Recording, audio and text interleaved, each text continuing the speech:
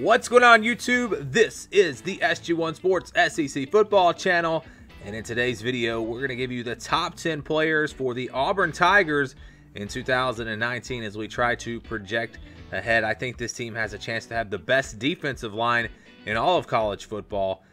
Maybe not quite to the level that Clemson had coming back last year, but they had a couple of guys that could have went pretty early in the NFL draft, I feel like, they decided to come back. So that's going to be the strength of this team. A lot of question marks on offense now with Gus Malzahn calling plays.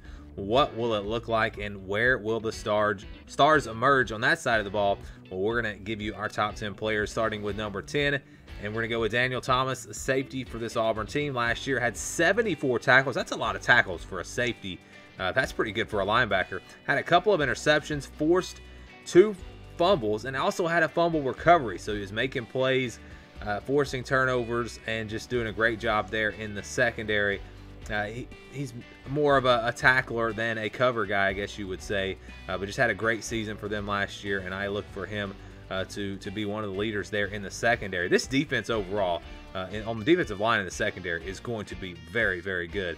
Definitely some question marks at linebacker, though. A freshman wide receiver who emerged last season was Seth Williams. Really came out of nowhere. Wasn't a big recruit or anything like that. But he had himself a very nice year, 534 yards, 20.5 yards per catch. So that means he was making big plays all over the field, had 5 touchdowns, was really key for them in that comeback win over Texas A&M.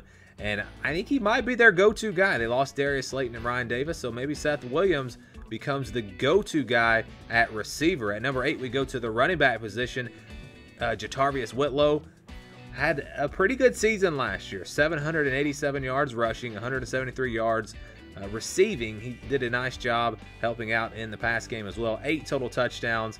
Will he be the go-to guy? That's the big question. He kind of emerged as their top running back last season. McCam Martin was injured. Sean Shivers showed some flashes. So I really don't know who is going to wind up in this spot. It may not be Whitlow, but I do think they'll have a running back that will be one of their top 10 players in 2019. And because of experience and production from last season, we're going to go with Whitlow here. At number 7, we've got Anthony Schwartz, really a do-it-all receiver, the fastest player in all of college football.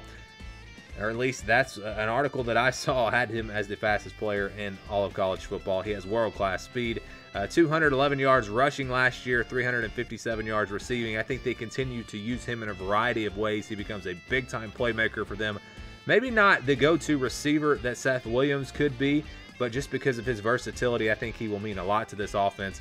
Also had 7 total touchdowns last year, so look for him to really explode. Going back to the secondary, you've got Jeremiah Dinson.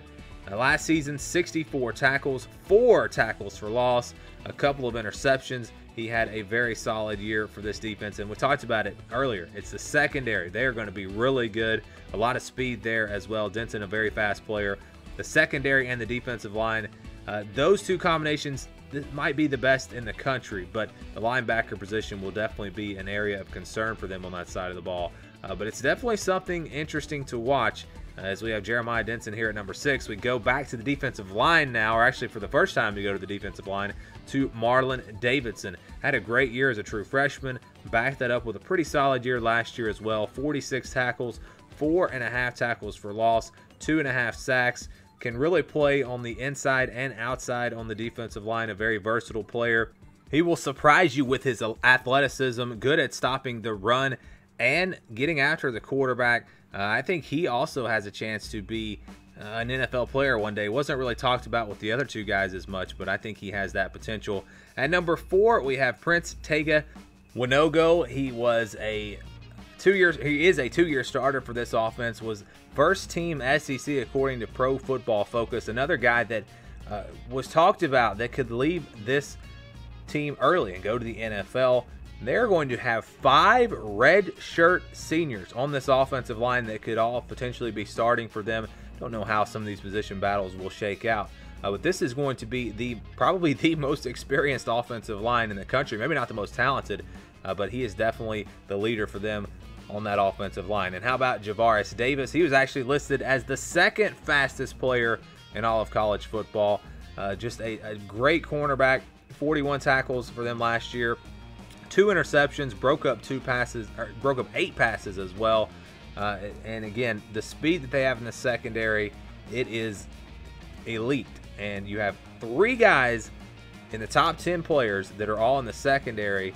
We've shown you 1 defensive lineman on this list, and we're actually going to show you 2 more at number 1 and number 2, which means 6 of their top 10 players come from the defensive line and the secondary. And at number 2, it is Nick Coe, a projected first-round NFL draft pick in 2020.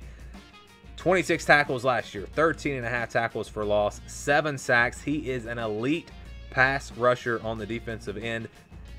Maybe needs to step up a little bit in the run game, but when you're just talking about a pass rusher, he is one of the best in all of college football.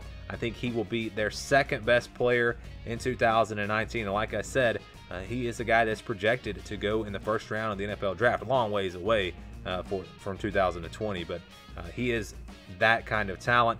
And at number 1, it's Derrick Brown, no doubt about it. Could have went to the NFL this year, probably would have been a first-round draft pick, but he decided to come back. He said he had some unfinished business. 48 tackles last year, 10.5 tackles for loss, 4.5 sacks. I think he blocked 2 or 3 field goals during the season. I don't have a stat for that, but just off of memory, I'm thinking that happened. And just a great player, not only stuff in the run, getting after the quarterback, doing it all.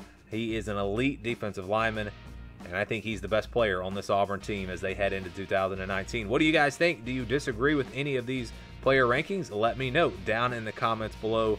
Who would you move up or down? Who did I maybe leave off that you think will emerge this season? Feel free to let me know any thoughts that you have. But that's going to do it for this video. Thank you guys for watching, and stay tuned for more here on the SG1 Sports SEC Football Channel.